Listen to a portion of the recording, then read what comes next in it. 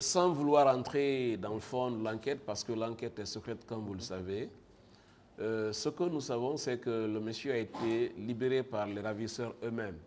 Ils l'ont déposé à un endroit précis, un endroit d'ailleurs qu'il a eu du mal à reconnaître.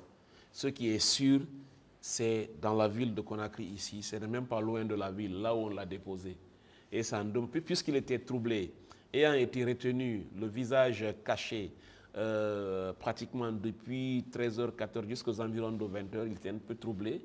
Il avait du mal à se situer.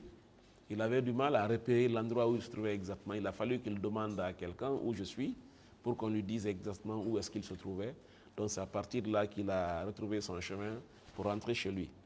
Mais je dois vous dire que c'est quelqu'un qui est vraiment, encore une fois, traumatisé. Il a peur. Il a absolument peur. Mais il ne nous a pas dit quand même qu'il a été physiquement torturé. Il n'a pas été physiquement torturé et donc il n'y a aucune trace de torture sur son corps, mais une torture morale quand même.